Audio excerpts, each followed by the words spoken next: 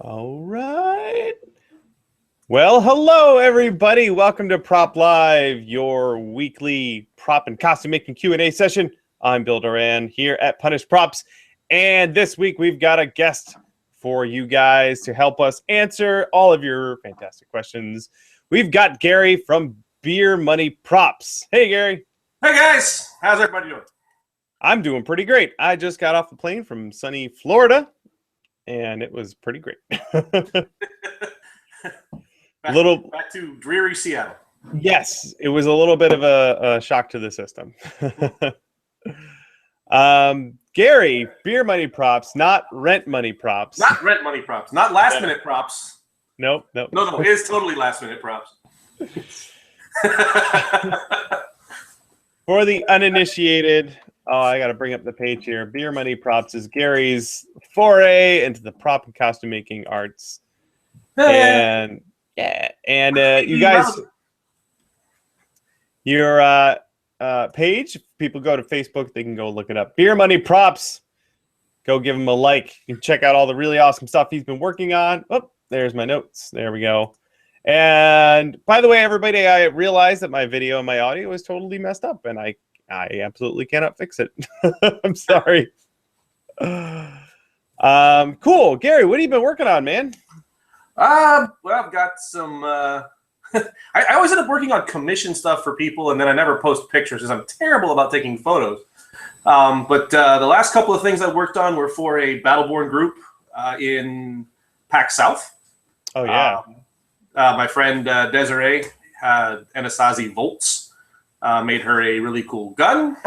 Of course, I have no photos because I make everything 2 or 3 days before it's due. Not that I was gonna say, and like I'm just gonna make something today. So I never take photos, but I'm sure there's photos floating around of her in her suit, which was pretty rad. Made a big arm thing with a giant blade on the end of it. But mostly I've been helping out other guys here locally, like Frank Ippolito and Steve Meisner, and anybody that really could use a hand to sort of hone my skills, I guess, a little more. You know, it's always nice to see how other people work and then pick up little tips and tricks from them along the way.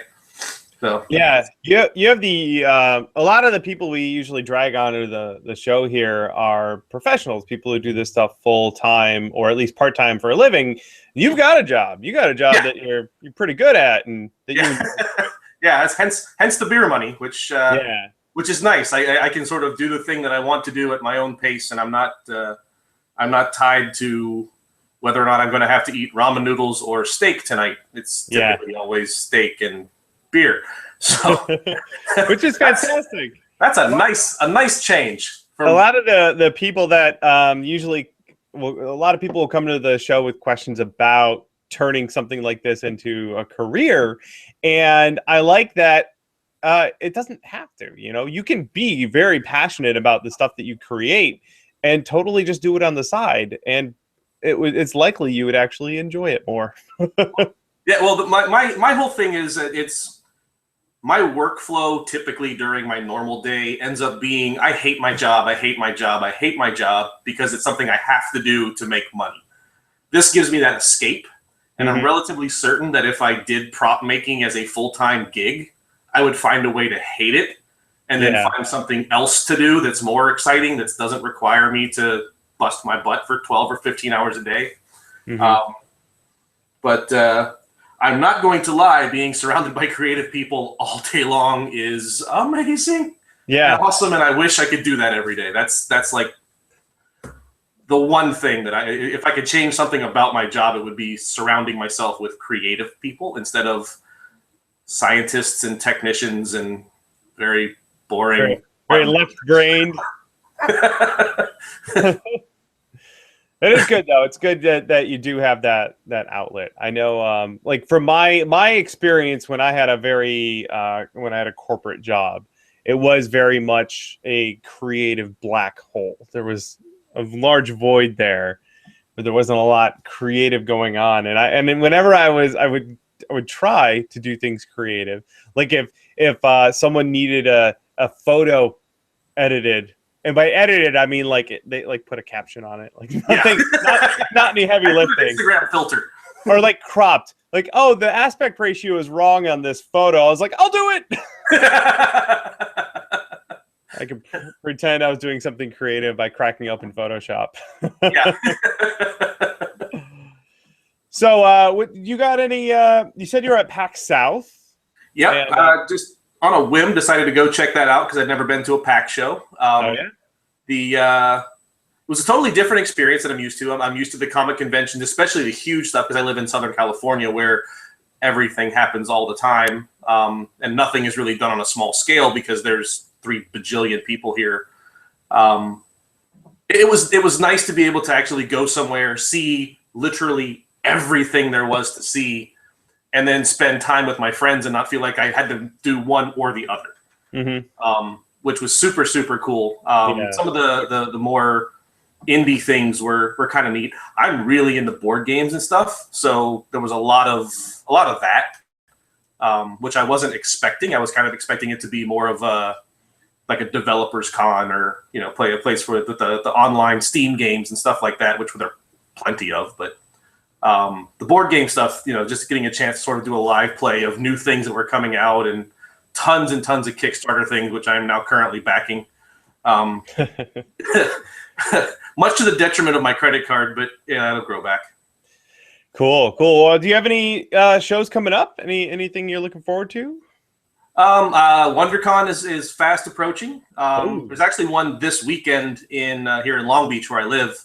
The Long Beach Convention Expo, right. Con, or whatever it is this time of year. It happens twice a year. Yeah, California, we get that. Evil Ted's going to that one. I think he's going to have a booth. Yeah, yes, so if anyone watching is going to be at Long Beach Comicon, go find Evil Ted and tell him we said hi. He has a panel if you're going to be there. Make sure you check that out, because he's always awesome at panels. And he's a super friendly dude. It's literally nothing he won't explain to you in great detail, and show you all the tips and tricks that he's learned up to this point on a whim. He's just a great guy. Absolutely awesome. Cool. When's WonderCon? I've never been to that one either. WonderCon is end of March. Okay. It's like a mini San Diego. All the same people generally come out on a smaller scale. So it used to be held in the Bay Area, then they moved it to Anaheim. Now Anaheim it's literally across the street from Disneyland. That convention center is being renovated, I guess. So they moved it to LA. So now it's at the LA Convention Center where E3 was last year. So it'll be a cool difference in venue, but it's kind of the same stuff. But it's a very large convention. It's 3 days. Yeah. March. What are you gonna bring? You got any ideas for costumes for that? I'm pretty sure we're doing a Battleborn group. So I will be bringing old Boulder there. That's awesome. I have found a big photo of that. There's one somewhere. I will actually get my face painted properly this time. This isn't the right photo, but it'll do. It feels right. Let's see here. There it is. Hey, yeah. All foam, by the way. That is 100% complete total foam. Of course it is. Because foam is awesome and cheap. I like awesome and cheap. That's great. And then a couple of other little things that are we'll throw it together as it happens, because that's what I do. 3 or 4 days before the convention, someone will say, "Hey, you should be part of our Beauty and the Beast group. Why don't you make Cogsworth?" Okay. And that happened. You don't even have a finished picture of that up. There's several on my page. There's a couple that other people have posted. Oh, okay. There's actually if you go to my page, there's a video that a friend of mine took. Yeah. That's a good one. All foam, right? What's that? All foam? Oh, yeah. 100%. There's nothing on there except for magnets that's not foam. I learned a lot about L200 on that build that I didn't want to know, that I know now.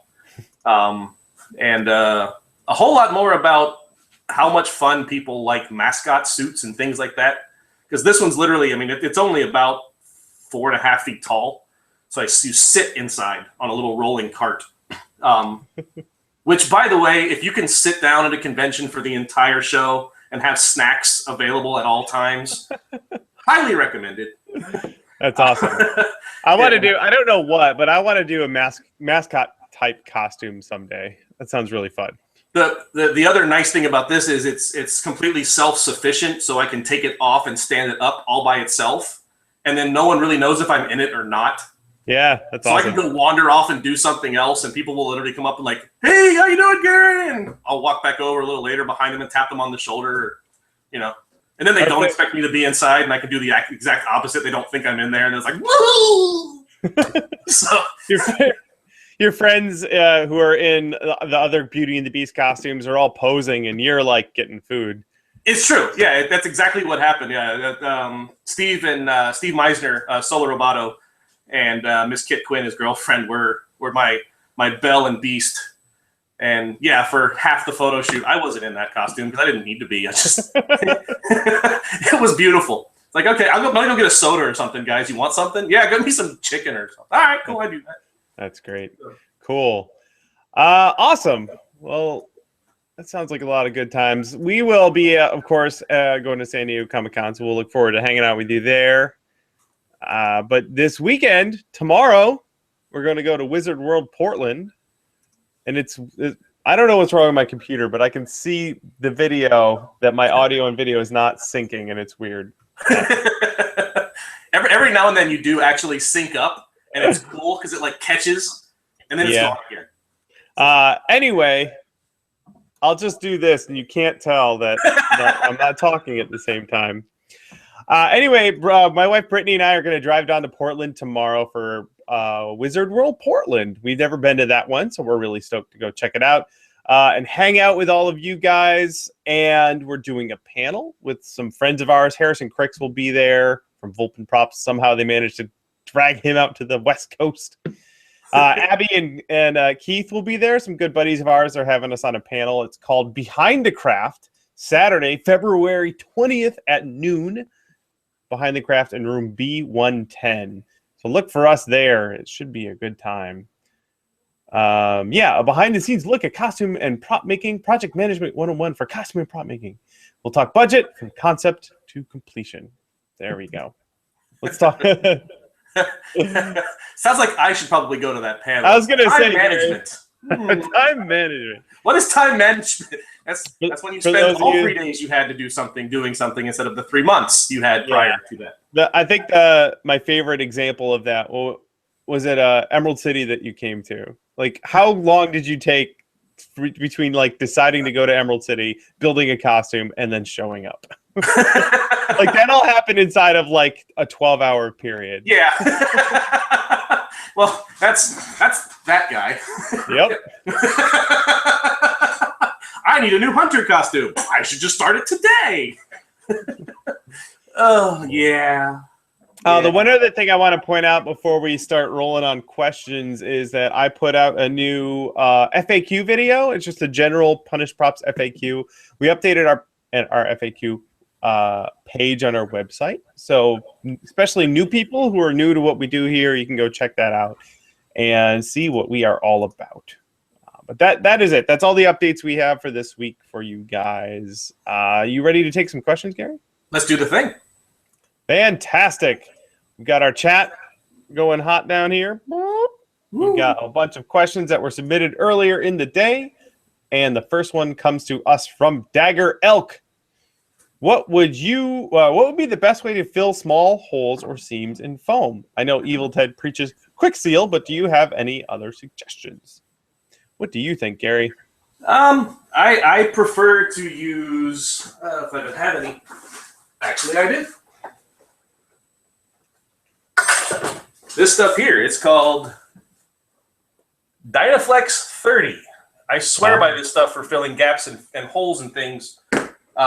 It's completely flexible and it's indoor-outdoor rated. You can pick it up at Home Depot or Lowe's, or sometimes Walmart has it. It's really great, diluted slightly, so I kind of splooge it on and then wipe it with a wet sponge to fill in all the little tiny pinholes, or the bigger holes, it's 2 or 3 applications to get it right. Otherwise, it won't dry inside. Then you just have a squishy mess. But other than that, it's, you know, most of the time when I'm filling with foam, little tiny holes don't show up on photographs. Yeah. And I just spray it with some Plasti Dip a couple of times, call it a day. Yeah. It sounds like it's pretty similar to the Kwik Seal. Yeah, it's I want to say it's almost exactly the same, but this is an outdoor rated product. Ah. So it also makes for a better paint adhesion, rather than being, it doesn't come out super slick. So it seems to take paint a little better than the stuff that Ted uses. But your mileage may vary. Everybody uses a little something different, and that's just what works for me. That's great. I'm always happy to hear that sort of stuff. I always go with, I try really hard to get foam that doesn't have any little bubbles in it. We've had good luck. I've got a roll back there of stuff from TNT Cosplay Supply. Their foam seems to be bubble free for the most part, which is awesome. And then when it comes to like doing seams really cleanly, I use my barge, and if the seam isn't really clean, I do it again. Yeah. Yep. Pretty much. I also the barge stuff, I've started putting it in small applicator bottles. Yeah, I actually just got one of those. I'm gonna be playing with that one. This thing is, you have to seal it with something better than what this is, because it's designed for like wood glue, which doesn't dry out as quickly as this stuff does when the air hits it. So as long as you wrap the tip, just the tip, up with some saran wrap, yeah, it's been able to keep for weeks and weeks in this bottle. And then I go through a lot of, or was going through a lot of brushes before, and now I started using these silicone like basting brushes for cooking. Just kind of get large areas and smear it out and get it all nice and even. That works really well too. That's good. Then they're reusable. Yeah, and I just literally just peel the garbage off and then do it again. Fantastic. Cool. Well, you heard it here first, guys. From Beer Money Props. wrap the tip. Just wrap the tip up. You gotta keep it wrapped up. All right. Thank you, Dagger Elk. Next question comes from Aaron. What is the best way to make hilts for swords made from EVA foam? Do you build them up with layers of foam or reinforce them with plastic? I'll tell you what, I'm a fan of PVC pipe. How about you? Yeah, PVC or PEX tubing. I really like PEX tubing because it comes in smaller diameters than PVC typically does. That's really the only two options, unless you have a plastic supplier like I do, who carries acrylic rod, which works really well. I've kind of given up using wood because it's like dowels are never straight. Ever. Right, and they'll splinter. Yeah. Then you're out of luck. If you can get, I mean, if you want to splurge, just saying, carbon fiber tubing is pretty good too. Well. Yep. Some of us don't make Punish Props money. We're just making beer prop money. Our plastic supplier, Tap Plastics, has all of those options. They have fiberglass rod, actually, like, it's not too expensive. Kite stores will sell tubing, carbon fiber tubing. Oh, okay. It's not too bad. So you can look around. A lot of options. Then usually I just cover mine in foam for the look and feel of it. But the base level part is usually made from PVC pipe, or like you said, PEX. Yeah. The other benefit to PVC is that you can make things removable by putting in the already pre-made connectors that PVC slides into. Yeah. So props can break down nice and simple. Yes, they can. There you go, Aaron. A couple of things for you to try out. So have fun with it. All right. Another question. This one comes from Terry. Let's see here. What new skill would you most like to learn, and what existing skill would you most like to improve? Ooh, these are good questions. Yeah. I was just talking about skill building with my wife earlier today, how vital it is. I don't know. Do you follow Mike Rowe? Yes. Oh, yeah. Dirty Jobs guy. He's a great guy. I love how passionate he is about the importance of learning skills, like vocational skills. Yeah. Like welding. Like if you know how to weld, you can get a job. Yeah. Like, it's that simple. You just go get good at welding or take a job or whatever, like go to a vocational school and learn how to weld. You can get a really good job at that. So learning skills, super vital, not just to your hobby as a prop maker, but could be as a career in any discipline. So what do you have? Do you have a bucket list of skills you're looking to tackle? I think both of those answers are matrix molds. I Yeah. think and that's the one thing I'm doing a lot of working with other guys in the area that have done that a lot.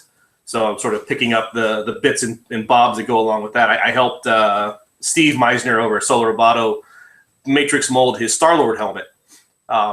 So that was a brand challenge. Ooh, that was fun. Yeah.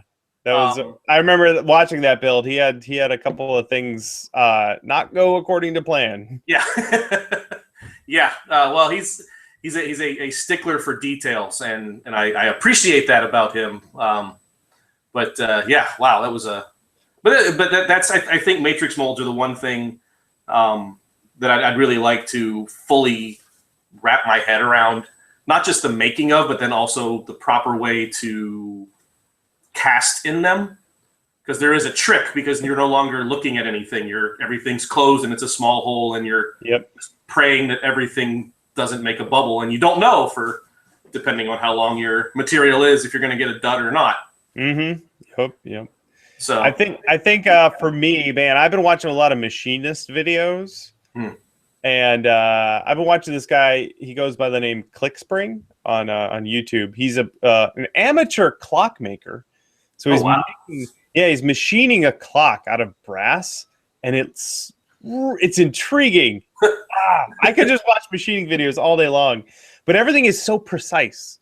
You have to, like, when you're machining a part, you can't slapdash it as you go. You have to figure out the order of operations before you start tooling your stock, and it's so intriguing to watch. And there's so many applications where that would be valuable for prop making. That's something I really want to get into. Machining, yeah, and using metal like aluminum and brass and steel and stuff. That's really intriguing to me. I think I'll probably just go get a metal lathe. I have a wood lathe, but it's not even close to useful for that. Get a lathe, get a mill, get a bunch of material, see what happens. Maybe get a sponsor to send it to you. Hey.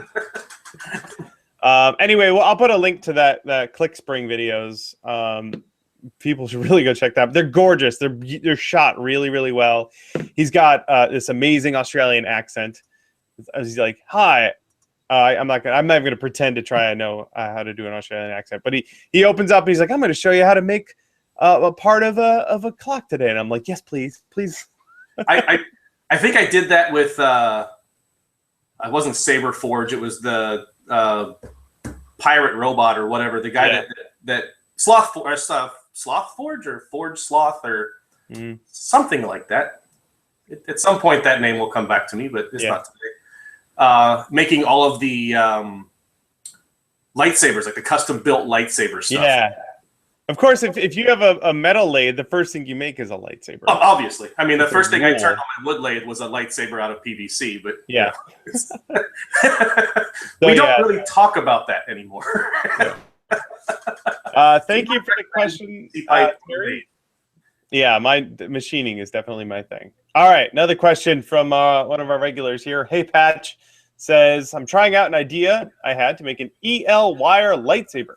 I want to wrap the EL wire around a metal pole and to make the blade. What do you think is the best way to glue the EL wire down? He's thinking of using a clear heat shrink tube. That sounds like a pretty good idea. I would, that's the way I would go, or just simply hot glue it, because EL wire is notorious for being bad in spots randomly for no reason. And if you make it permanent, you're going to have a bad time. That's a good idea, yeah. So you could pull it off. Yeah. I'll tell you what, there are a lot of people who have solved the lightsaber blade problem. It's got to be a lightsaber makers forum out there, wouldn't you think? I would hope so. I wonder. There's a forum for specifics about everything else in Star Wars. I don't know why there wouldn't be a lightsaber one. Or the RPF, as I'm sure, is a wealth of knowledge on the subject in the Star Wars forums. Yeah, I like both those ideas though. The clear heat shrink tubing, if you can get, I imagine you can get it big enough to go around a whole lightsaber blade, and hot glue those are both really good options. Cool. There you go. Hey, Patch. A couple things for you to try out there. Good luck with your lightsaber, Padawan. Next question comes from Bass, B-A-S, or Boss. I recently made a helmet out of 1.2 centimeter EVA foam, but the problem is I made the template to fit my head relatively tightly. So you guessed it, it no longer fits. Is there any way to carve out the inside of a helmet so I can wear it again? Ooh. I wouldn't recommend carving it, but maybe cutting slits where they don't show and adding small triangles or darts to that to make it a slightly bit larger. Yeah, that's the way I would go. If you already have a seam that you could open again and add more material to that seam, that's the way I would do it. That is a challenging proposition. Usually when I'm building something like that, especially like torso armor or head armor, I make it bigger than it needs to be. It's a lot easier to remove material than add it later on. This is very true. You can also, and I did this on purpose, they sell these awesome thick flexible metal type rulers. Mm-hmm. Or you can use the WM Armory version of taking the puzzle piece ends that no one ever uses anymore and throws away and marking them. There it is. Ta-da! The foam armor, courtesy of a Will Morgan, with a Will Morgan dong on the end there. There we go. I see that. Yep. That is an original. That is. Are you kidding? I'm hanging on to this. This is a relic. But yeah, it's this thing has been super awesome. I like it because it's also metric.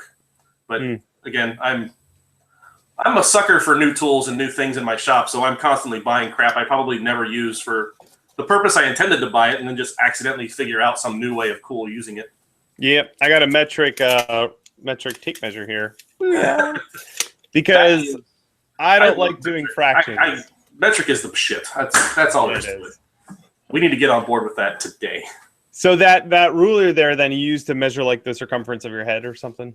Yeah, or legs, arms. Yeah.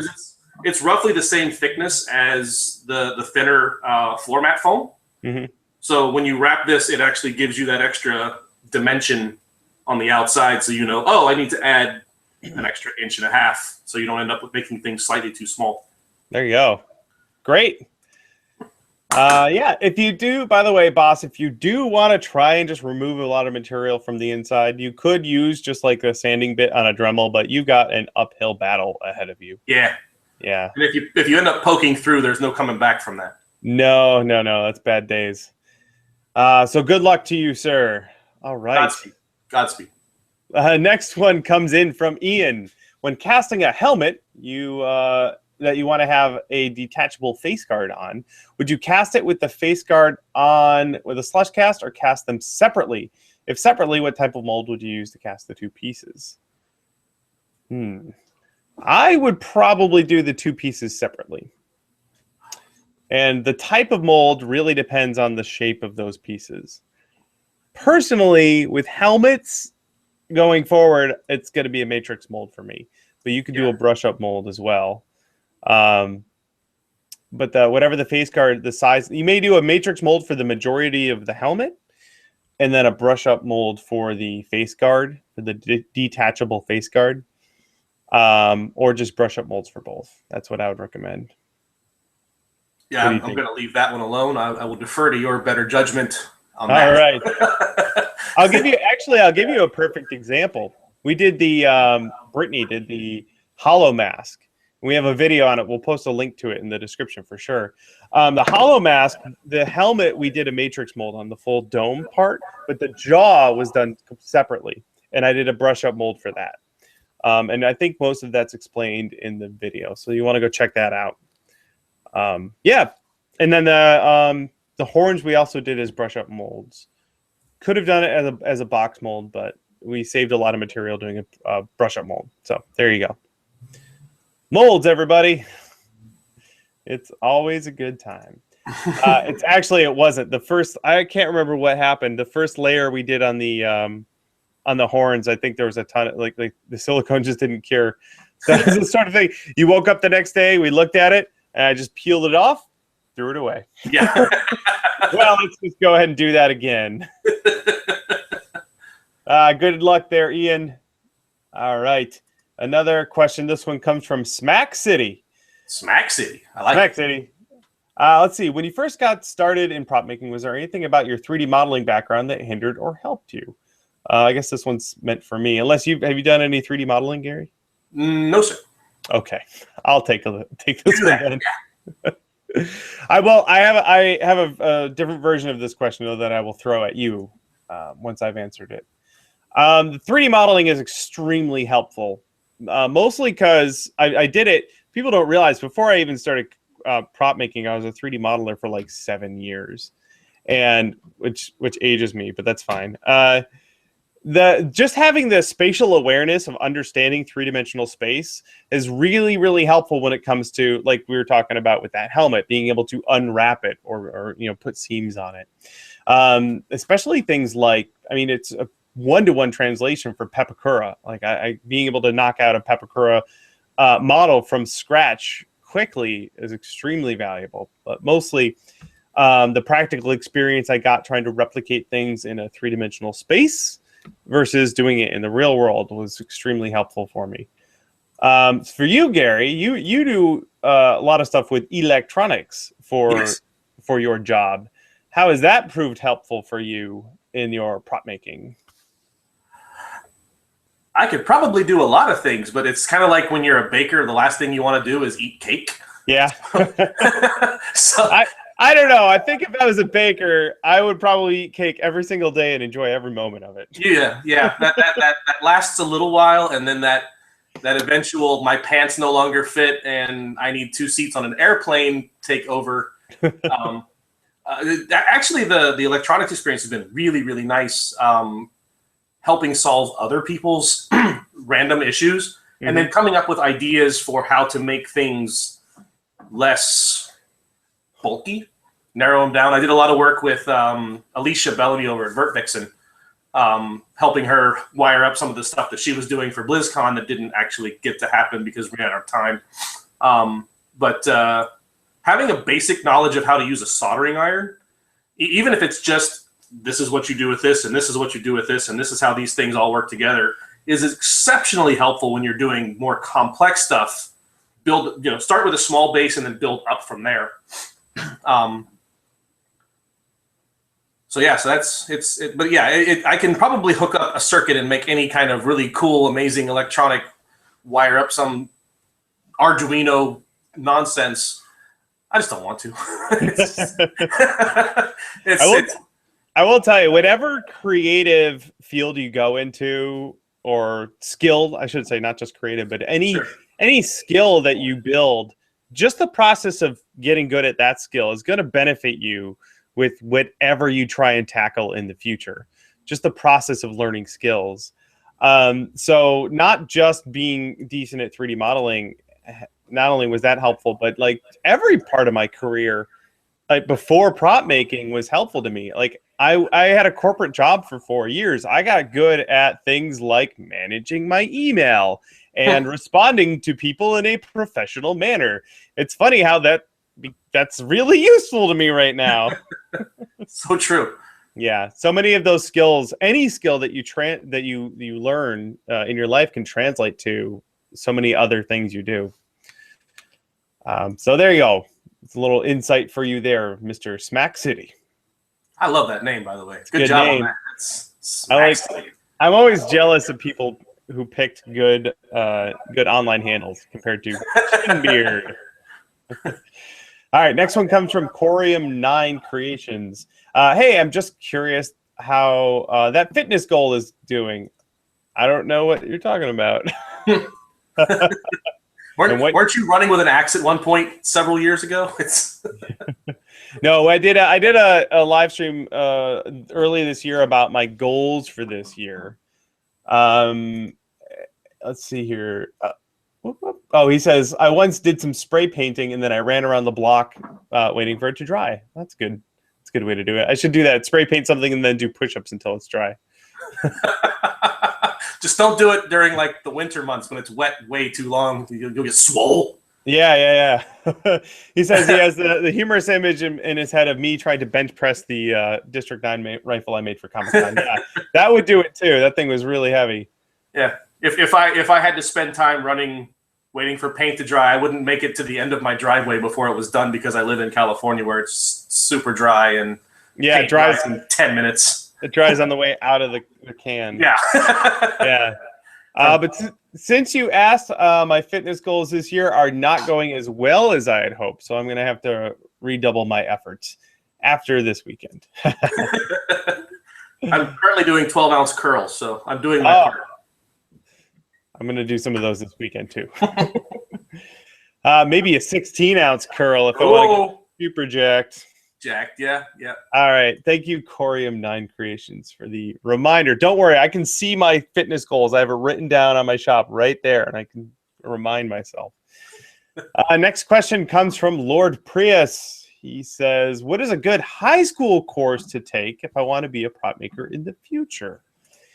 Gary, what sort of high school classes did you take way back then, if you can remember? Right, yeah. It's been 20-something years now since I was in high school, but yeah. Auto shop. Oh, you had an auto shop? That's awesome. Auto shop and woodworking. They were both available to me because I grew up in Florida where those are skills that you need to survive. Mm-hmm. Those were exceptionally helpful, especially in today where a lot of the, like we were talking about earlier, a lot of the skills that I learned, how to use a table saw properly, how to use a band saw, what the right way to use a belt sander is or isn't, depending on how much you like your fingernails. Yeah. It's all of that stuff really translates well. I don't know if that's something even available to kids anymore because of the kind of everyone's afraid of everyone getting hurt doing something. Yeah, I don't know. I'll tell you what though, like my brother Rob is a high school teacher, and he is a coach of their robotics team. They have a robotic, not even a club, a team. They build robots and compete. They didn't even have robots when I was in school. I know, right? Everything was powered by a windmill. Right? Yeah, we were riding on the back of shovels that were soaked in coal. It's awful. Good times. So I would say anything where you have to use your hands to make stuff is going to be useful, especially if it's like a wood shop or even like art sculpture classes. Yes. Anything that forces you to do three-dimensional figuring out can be really handy. If you plan on wearing the costumes yourself, drama class is another really great thing because you learn to kind of carry yourself and project your voice. And did you, Gary? Did you have any design and drawing for production classes? Anything like that? I took art 2 years, but it was art class in junior high where we were basically doing studies in apples and sunlight and it's still life. Yeah. I was pretty fortunate. My high school had a lot of really cool opportunities. The things that were most helpful for me were we had design and drawing for production, which coupled with technical drawing and architectural drawing, which I took twice, both of them, because I really enjoyed that. We also had a CAD class. It was very basic, but we learned some CAD. And we actually had a TV studio, and I learned linear and non-linear editing and animation stuff. Well, the class wasn't based in animation, but we had 3D Studio Max on the computer, so I taught myself how to use it. So I learned how to make stuff, I learned how to draw stuff, and I learned how to make videos, which it turns out that's my entire career now. Yeah, we were still working on Apple IIe when I was in junior high, so we had an Apple IIe, and we had AutoCAD Release 2 on it. Oh yeah, no, we were all text-based, like no mouse. Relegated to playing Oregon Trail over and over again. Or Snoopy's Adventure, what was it? The one where you had to go save Woodstock. Sounds about right.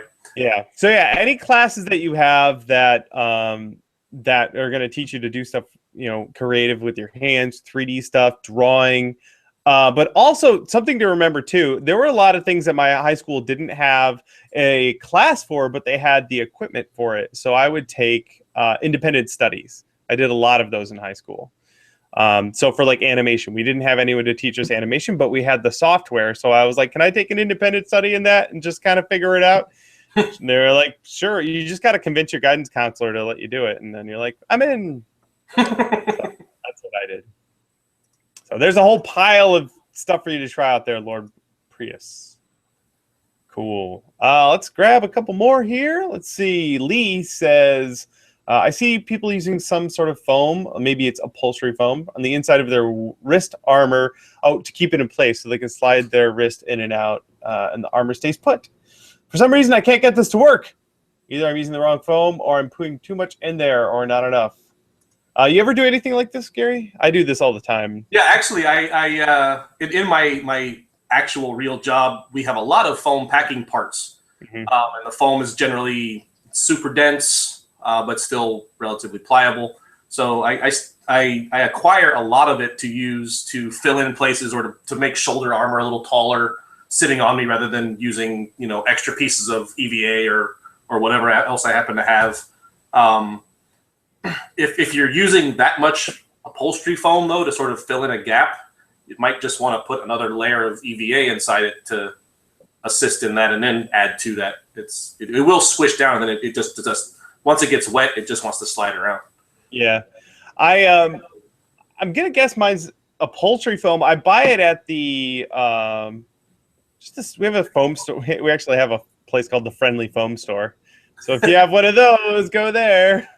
But there we have a Fred Meyer store, which is like a fancier Walmart, and in their like home improvement section, they have foam, and I believe it's just upholstery foam. I'm not sure what the density is of it, but I get that stuff and I hot glue it to my foam, and it seems to work just fine. So I don't know. Maybe he says it's ripping off when he pushes his arm through it. So maybe he's using the wrong stuff. I'm not sure. So the thing that I've discovered with EVA foam, especially the floor mats, if you don't sand the texture off the back, nothing will ever stick to that with any amount of want.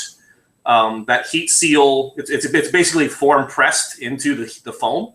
So if you don't get rid of that texture, at least somewhat, there's nothing for the glue to stick to, even if you use super glue or barge or E6000, nothing will stick to that. Yeah. Because it's so slick. I have a video on how I do straps, and I like to cut hash marks, like score hash marks into the back of the foam, so that when I put hot glue into it, the hot glue seeps into those score marks, and then it will stick for good. That's a damn good idea. Yeah, that's one I picked up from Mr. WM Armory himself. So we'll put a link to the foam strapping video. That same technique can be applied for gluing upholstery foam to your EVA foam. There we go. That was Lee. All right. Next one comes from our pal Sam from Bio Cosplay. He says, do you have any specific or anything specific you like to use for your undersuits? I'll tell you what I don't like to do is bust your butt, design a totally custom undersuit, get it custom printed for a very large sum, wear it a couple times, and then leave it in a hotel room in San Jose and never get it back. That I don't like doing. Well, I usually just like to go get cheap athletic clothing that I can make look good enough. That's usually what I go with. Yeah, that's my go-to, or Chinese sales of clothing that I don't care about ruining. Just make sure you order everything 3 sizes larger than you are. Yeah. And you will never have a problem. I will go to secondhand stores a lot and get athletic clothing usually. But a good example, Lord Shack's, the pants on that is a pair of tactical pants. So they look all cool and have pockets and stuff, and they're gray. and I could modify them a little bit. There's like more brown on the inside of it. If I really want to up my game, I could take the stitching apart or whatever, or paint the different stuff on there. But it looks pretty good. It's tactical cargo pants. And then the shirt part of that, I got just a dark gray athletic shirt.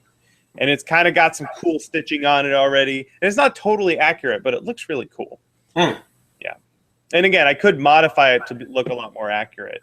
But I believe I just ordered all those on Amazon, and they seemed like they were good enough. Yeah. Athletic clothing. It's my go-to. You ever do anything with a Zentai suit? Boulder is actually a Zentai, and that's an experience. I put it on the first time and realized that you can't hide a thing in a Zentai suit. If you got it, it's showing. So for Boulder, one of the things I did was bulk myself out with a Skeletor, a cheap Skeletor foam muscle suit that I picked up off of Amazon or one of those eBay places. Cut all the crap off of it, wore that underneath. It gave me the bulk without having to worry about whether or not my extra beer was showing. Yeah, Zentai suits are a really great way to go if you just need like a flat palette to work from. That's how we did our draugrs. They need to look undead, so I got a gray Zentai suit and then airbrushed. Used Createx paints. Yep. To do the airbrushing right on the cloth, and that worked out great. One point of note for people who may or may not know this: if you get a Zentai suit or if you have a custom suit screen printed for you, do not touch anything Velcro. It will peel it off quickly, and you will have a bad time. All right, cool. Thank you, Sam. There's a couple things for you to try. We got a couple more here. We got about 10 minutes left. Holy cow! So, flying by. Yeah, that's because you're drinking, buddy. Lasted a lifetime over here. I don't even have water. Not rent money. No. Next one comes from Iron Mark Props. If I tint latex with acrylics, the color will be lighter. Will the color be lighter than usual once the latex is dry? And once the latex is dry, can I airbrush the surface with thinned acrylic paint without any problem? Have you done anything with latex yet? I've played with latex. My best suggestion is to tint latex before you use it to the color closest to what you want. Yes. Or you're going to get lighter colors, or you're going to get weird bleed through at some point. Depending on what latex you get, I use Polytech 60 or Polylatex 60, and that it dries clear. So whatever color you put in there is the color that it will look once it dries, which is awesome. I like these. Do I have them right here? Yeah. I like these pigments here. These are Speedball screen printing ink. It's really just like a really heavily pigmented acrylic. And it's flexible, and it works really well for tinting acrylic or tinting latex, but you can use acrylic paints of all types. Once it is dried, though, how you paint the latex matters a lot, because latex is flexible, and if you put paint on there that is not, it will simply crack off. So there's a bunch of different ways to paint it. Now, you can just use paints like Angelus leather paints. They're acrylic paints. They're very flexible. They'll even stretch a little bit. And those will work pretty well. They're not going to bond to the latex permanently. But that's how I painted Shaq's, and it's holding up pretty okay. You can tint lots of different latex, like different jars of latex with different colors, and do all your painting that way. Just every layer that you put on that needs to be a different color can just be a different color of latex. The other thing you can look up, and I didn't have as much success with this as I had hoped, but I just need to practice at it more. Look up rubber cement paint. Yeah. Which is basically like mixing pigment in the form of oil paint with rubber cement and thinning it with naphtha. The ratios, this is where I had problem. I wanted to be able to spray it, and I didn't get the ratios right, and spraying it didn't go awesome. So that's why Shaq's ended up just getting painted with acrylics.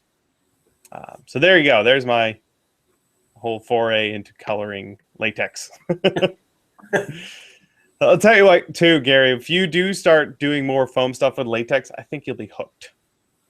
I've playing with stuff at Ted's shop, and some of the things that I've done with a couple other guys here locally where we've basically done the coating, and I'm like, why haven't I been doing this? And then I realize it's because I have 2 cases of Plasti Dip left that I need to burn through before I can justify using something new. Cool. Latex is awesome. And in fact, in my new book, I finished one of my props using latex, and it'll have a rundown on how I did all that. So look forward to that, which is almost done. People keep asking, when's it going to be done? And I keep saying soon. And what I mean is next week, it'll actually be done. When we're going to be ready to sell it, we'll see, because we have to look into getting it printed. But it is very, very nearly done. All right. Thank you for the question, Iron Mark Props. Let's see. This next one comes from Matthew. He's making a pair of pistols out of foam. I have little experience making modern-looking things, mostly space guns. Suggestions on Dremel bits or techniques that I haven't already read from the Foam Smith trilogy. Gary, what do you like? What sort of Dremel bits do you like to use? Pretty much the only ones that I use on foam for sanding. So sanding drums in various sizes. I really, really like the 1/8 inch sanding drums, the little tiny guys, because you can get in all kinds of fun little corners and crevices. I didn't know they made those. Oh yeah. You can buy the gigantic bag for $4 or $5. I will forward you that link along. But yeah, they're super tiny. As a matter of fact, I learned that I could use those when I used your Destiny pistol blueprints to make my own Destiny gun. And I couldn't quite get inside those holes to clean them up along the barrel ports. And I was doing some research on one of the thousands of places I research at, and I was like, oh, I can buy these, and it comes with the collets and the bits and everything, and done. So they actually fit inside there, and there's plenty of room to move around. Yeah, you got to send me that link. I'm looking right now, and I can't find it. I've got them. Yeah, are they right? Are you sure it's 1/8 and not 1/4 inch? They are Temo. Temo is the manufacturer of those little things. These are the 1/4 inch ones. Yeah, I have 1/4 inch ones. I don't have. Yeah, they sell the exact same thing. They sell them in 1/8 inch. They're super tiny. Holy crap! I need this in my life. Yeah. I will. Yeah, I'll get you that. I'll forward it along. Yeah, we'll find that link and send it to you guys. Awesome. Yeah, most of the Dremel bits that I use, especially for foam, are just sanding bits in various configurations. I like to slide the bit up above where the tightening part is to leave it a little open, and you can get in there and dig stuff out with it. But a lot of the things I use for doing that would be a little wood burning tool. That does a whole lot nicer job than Dremel bits do. Oh, yeah. I'm sorry. I'm already buying stuff on Amazon right now. It's the sinkhole. It happens. I found that these are known as Bighorn Extra Long Sanding Kit. Look at this. These bits are longer. Holy crap. How did I not know this exists? All right. I guess I'm going to go there next. This is the problem with doing this show. I always, usually after every Prop Live episode, I go and buy more stuff. It's an addiction. Yeah, but it's one that I can afford because I'm not rent money props. Mm-hmm. Cool. Well, there you go, Matthew. There's some stuff for you to go buy. And for me to buy. Yay! Everybody wins. Cool. All right, let's grab. We got one more here we can do. One or two. Let's see. Nick at Modulus Props says, any plans for Emerald City Comicon this year? You coming up here? Or you? Yep, I will be there all the days. I'm actually on a panel, which hasn't been announced yet. I don't think they've announced their panel schedule. But some people from down here, we're going to get together, and I believe it's Chad from Hoku Props. Oh yeah. and Alicia from Vert Vixen, or whatever, I think that's her name, Vert Vixen. Yeah, we're going to do a cosplay 102, advanced making things. So move a little further beyond the basic, this is how you glue stuff together. This is the material. This is the... So Alicia and I sort of debuted this format last year at the winter version of Long Beach. It went over really well. So we're going to try to bring that up to the Seattleites and see how they feel about it. Awesome. Looking forward to it. Of course, I will be there too, and I'm on a panel, and I do not readily remember what that's going to be. But I'll have more information when it's closer. All right. Cool. I'm pretty stoked for Emerald City this year. Yeah, I love that convention. The first time was last year, and I don't think I will miss it at this point from here on out. It's sort of like up there with Dragon Con for me. Wow. So I love just the people. I mean, again, I live in Southern California, so I see a lot of the same people a lot, and it's nice to go somewhere that's big, feels nice. I can wear armor because it's not 3,000 degrees in the afternoon. So I can bring all my big stuff and not die, which is beautiful. Fantastic. All right. Thank you, Nick. Hopefully you will also be there. We'll keep an eye out. We're going to have to do some sort of meetup too. I need to figure that out, but we got a little time. The next and last question comes from Coulter. I'm building Moxie's Good Touch submachine gun for Borderlands 2. And in the game, it makes your controller vibrate. It does. I was wondering if you had any ideas on how I could make the foam prop vibrate too. Super simple. Yeah. Cell phones. Cell phones all have a vibrating thing. You just stick one inside there and call it occasionally, or you take the little piece out of it that does that and just power it. They actually sell in the robotics or Arduino community. You can buy a little wobbly vibrator type. Sounded terrible. It's not as bad as it sounds, I promise. Let's just say there are a number of electronics that you could repurpose their bits from. This is that would yes. achieve the effect you want. Something I will tell you that's really handy if you specifically want something like a controller is go on Amazon, or not Amazon, go on eBay and buy a broken controller. Because the motor for the vibrating part is probably still good. And they usually have 2 of them in there, or 1 or 2. And then all you have to do is just feed it the voltage that it got normally, and it'll vibrate. And there you go. It's just a motor with a weight, an offset weight on it is really what it is. Yeah. So, yeah, we did that. We wanted to make something look like an Xbox One controller. So we bought a broken Xbox One controller for cheap because it was broken. Just bought a used one, and then we just repurposed all the parts on it. So there you go. Cool. That's about it. Boy, time flies. That was awesome. Thank you so much, Gary, for hanging out with us today. Thanks for having me, sir. It's always awesome. Where should people go to see all the cool stuff you're making?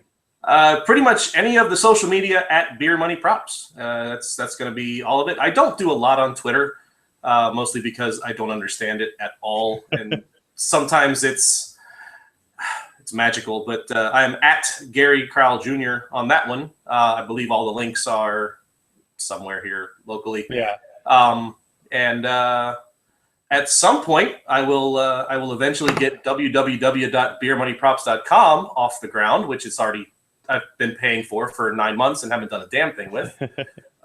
Currently, it just automatically links you to my Facebook page, which is probably not the greatest invention I've ever done, but it works. It does work. Cool. Well, thank you, everyone, for hanging out with us today. We had a wonderful chat, as always, chatting amongst one another down there. And, of course, we will be back again next week with another episode of Prop Live. I hope I see a bunch of you guys at Wizard World Portland this weekend. And until next time, go. Thanks for hanging out. I don't know. I need a good sign off. Yeah. There's something. Yeah. Until next time. Yeah. All right. Bye, everybody.